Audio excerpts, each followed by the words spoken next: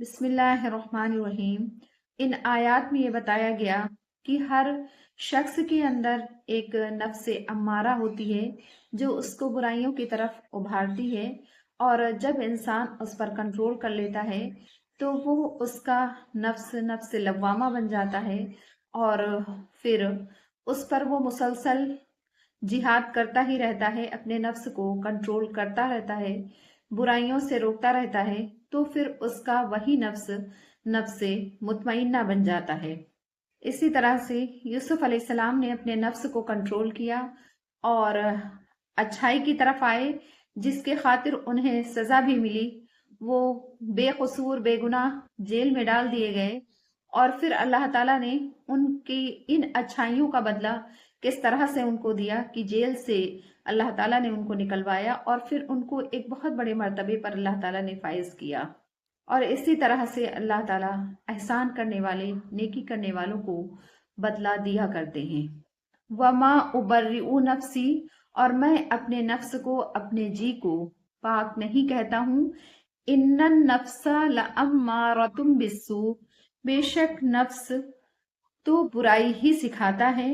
إِلَّا مَا رَحِمَ رَبِّي، مگر جس پر میرا رب رحم کر دے۔ ان ربی غفور الرحیم، بے شک میرا پروردگار بخشنے والا، رحم کرنے والا ہے۔ وقال الملک اتونی، بادشاہ نے کہا کہ تم اس کو میرے پاس لاؤ۔ بہ استخلصہ لنفسی، میں اس کو اپنے خاص کام کے لیے رکھوں گا۔ فلما کلمہ، پھر جب بادشاہ نے یوسف علیہ السلام سے بات چیت کی، قال، تو بادشاہ نے کہا، انک الیوم لدینا مکین امین، بے شک تم نے آج ہمارے پاس ایک معتبر جگہ پائی ہے۔ قال اجعلنی علی خزائن الارض، یوسف علیہ السلام نے کہا، آپ مجھ کو ملک کے خزانوں پر مقرر کیجئے۔ انی حفیظ علیم، میں اچھے سے حفاظت کرنے والا ہوں اور اس کو بہتر طریقے سے میں جاننے والا ہوں۔ وَكَذَلِكَ مَكَّنَّا لِيُوسُفَ فِي الْأَرْضِ، اور اسی طرح سے ہم نے یوسف علیہ السلام کو اس ملک میں قدرت دی، يَتَبَوَّأُ مِنْهَا حَيْثُ يَشَاءُ، کہ وہ اس میں جہاں چاہیں، جہاں کہیں بھی چاہیں رہیں۔ نُصِيبُ بِرَحْمَتِنَا مَن نَّشَاءُ، اور ہم جس کو چاہتے ہیں اپنی رحمت پہنچا دیتے ہیں۔ وَلَا نُضِيعُ أَجْرَ الْمُحْسِنِينَ، اور ہم اچھائی کرنے والوں کا بدلہ ضائع نہیں کرتے۔ وَلَا أَجْرُ الْآخِرَةِ خَيْرٌ، اور آخرت کا اجر بہتر ہے۔ لِلَّذِينَ آمَنُوا، جو ایمان لائے، وَكَانُوا يَتَّقُونَ، اور جو اللہ تعالیٰ سے ڈرتے رہیں۔ بادشاہ نے کہا کہ تمہیں اس وقت کیا واقعہ معلوم ہوا، کس بات کی تحقیق ہوئی جب تم نے یوسف علیہ السلام کو اپنے مطلب کے لیے پھسلایا؟ وہ کہنے لگی، خدا کی قسم مجھے اس کی کوئی بھی برائی معلوم نہیں ہے۔ یوسف علیہ السلام کو جب شاہی قاصد رہائی کا پیغام دے کر بلانے کے لیے آیا، اور انہوں نے قاصد کو یہ جواب دیا کہ پہلے ان عورتوں سے میرے معاملے کی تحقیق کر لو، ان سے پوچھ لو جنہوں نے اپنے ہاتھ کاٹ ڈالے تھے، تو اس میں میرا کیا قصور تھا جس کی وجہ سے مجھے جیل خانے میں ڈال دیا گیا۔ ان کے یوسف علیہ السلام کے یہ بات کہنے میں بہت سی حکمتیں پوشیدہ تھیں۔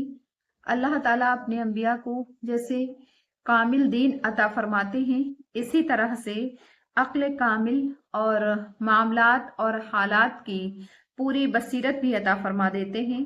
یوسف علیہ السلام نے شاہی پیغام سے یہ اندازہ کر لیا کہ اب جیل سے چھوٹنے کے بعد بادشاہ مجھے کوئی عہدہ عطا فرمائیں گے۔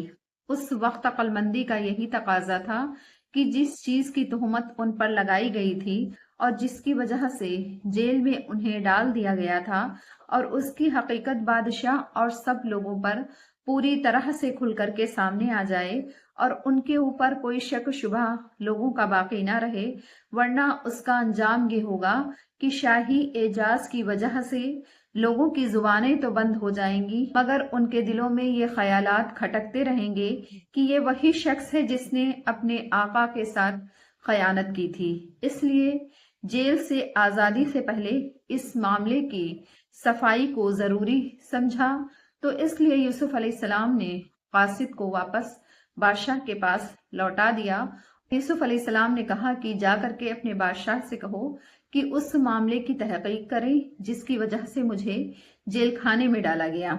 वमा उबर्रिउ नफ्सी आयत में यूसुफ अलैहिस्सलाम ने अपनी पाकबाजी के इजहार के साथ ही उस हकीकत का भी इजहार कर दिया। मेरा ये कहना कुछ अपने तकवे और अच्छाई का बताना इसमें मकसद नहीं है, बल्कि हकीकत ये है कि हर इंसान का नफ्स जिसका खमीर 4 चीजों से मिलकर के बना है, आग, मिट्टी, हवा और पानी, तो यह इंसान को बुराई की तरफ उभारता है। सिर्फ इससे वही शख्स बच पाता है जिस पर मेरा रब अपनी रहमत करके उसे बुरे ख्यालात से रोक दे। जैसे अंबिया अलैहिस्सलाम के नफ्स होते हैं, और ऐसे नफ्स को ही कुरान में नफ्स मुतमइन्ना कहा जाता है। हासिल ये है कि ऐसी बड़ी आजमाइश के वक्त मेरा गुनाह से बच जाना, तो इसमें मेरा अपना जाती कोई कमाल नहीं है, बल्कि इसमें अल्लाह ताला की ही रहमत थी। अगर वो मेरे नफ्स को गंदे ख्यालात से ना रोक देता तो मैं भी वैसे ही हो जाता जैसे आम इंसान होते हैं कि उन पर ख्वाहिशात नफसानी गालिब आ जाते हैं। यहाँ ये बात समझने की है कि हर इंसान के अंदर एक नफ्स अम्मारा होती है जो उसको बुरे कामों पर उभारती है। जैसे कि एक हदीस में है कि रसूलुल्लाह सल्लल्लाहु अलैहि वसल्लम ने सहाबाए कराम रजी अल्लाह अन्हुम अजमाइन से एक सवाल फरमाया कि ऐसे दोस्त के बारे में तुम्हारा क्या ख्याल है जिसका हाल ये हो कि अगर तुम उसका एजाज इकराम करो, खाना खिलाओ, कपड़े पहनाओ, तो वो तुम्हें आजमाइश और मुसीबत में डाल दे, और अगर तुम उसकी तौहीन करो, भूखा रखो, नंगा रखो, तो तुम्हारे साथ भलाई का मामला करे। सहाबा कराम रजी अल्लाह अन्हुम ने अर्ज किया, या रसूलल्लाह, इससे ज्यादा बुरा तो दुनिया में कोई साथी हो ही नहीं सकता है। आप सल्लल्लाहु अलैहि वसल्लम ने फरमाया, कसम है उस जात की जिसके कब्जे में मेरी जान है, तुम्हारा नफ्स जो तुम्हारे पहलू में है वो ऐसा ही है।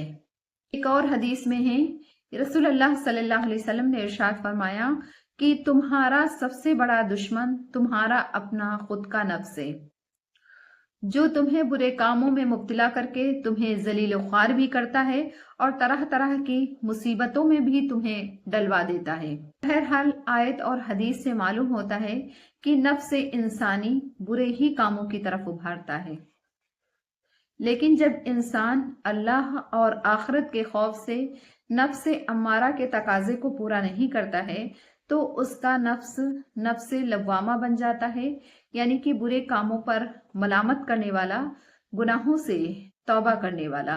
और जब इंसान नफ्स के खिलाफ बराबर मुजाहिदा करते करते अपने नफ्स को इस हालत में पहुंचा दे कि उसमें बुराई का, कि बुरे कामों का तकाजा ही उसके अंदर ना रहे, बुरे कामों को करे ही ना, तो फिर वो नफ्स लवामा बन जाता है।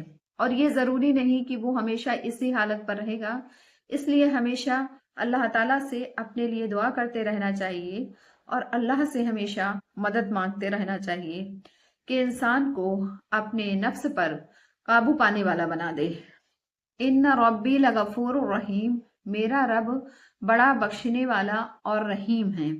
जब इंसान अपने नफ्स अम्मारा बेसू पर नादिम होकर के, शर्मिंदा होकर के अपनी गलतियों पर तौबा करे और नफ्स लवामा बन जाए तो अल्लाह की मगफिरत बहुत बड़ी है, वो माफ कर देता है। और जिस शख्स को नफ्स मुतमइन्ना नसीब हो जाए तो वो भी अल्लाह की रहमत ही का नतीजा है।